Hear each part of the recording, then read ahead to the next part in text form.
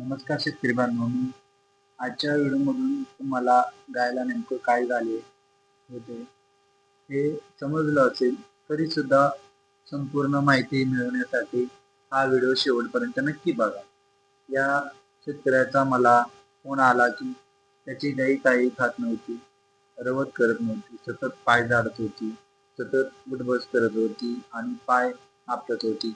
त्यामुळे गाय खूपच अस्वस्थ दिसत होती. मग फोन येताच तात्काळ त्या ठिकाणी पोहोचलो आणि गायची सविस्तर तपासणी केली आणि शेतकऱ्यांना ही समस्या कशामुळे होते ते समजावून सांगितले.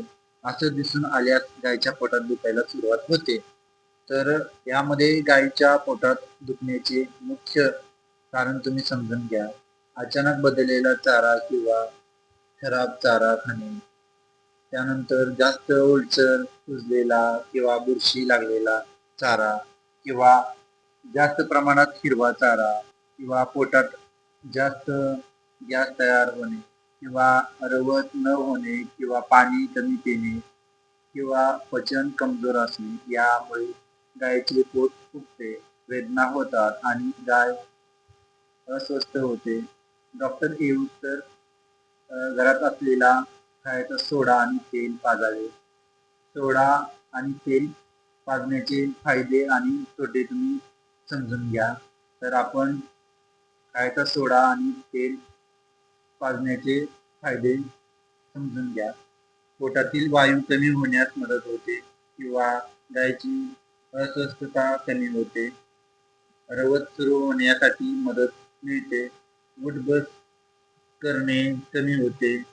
पाय झाडणे कमी होते. त्यानंतर डॉक्टर येईपर्यंत तात्पुरता आराम मिळतो. आणि आता सोडा आणि तेल पाजण्याचे तोटे पाहूया. हा उपाय पूर्ण इलाज नाही.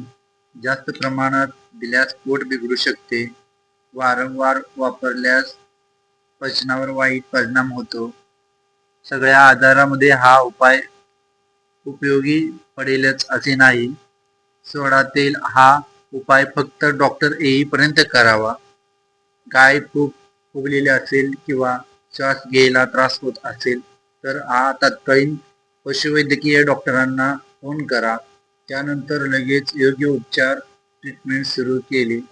उपचार झाल्यानंतर काही वेळात गाय शांत झाली, रवत करायला सुरुवात केली आणि तिची पाय झाडायची व अस्वस्थता हालचाल पूर्णपणे थांबली. त्यानंतर शेतकऱ्यांना थोडी महत्वाची माहिती दिली की अशा प्रकारची लक्षण गायमध्ये दिसली तर डॉक्टर येईपर्यंत घरी काय प्राथमिक उपचार करता येईल. हा व्हिडिओ आवडल्यास लाईक, शेअर आणि चॅनलला सबस्क्राईब करा. धन्यवाद.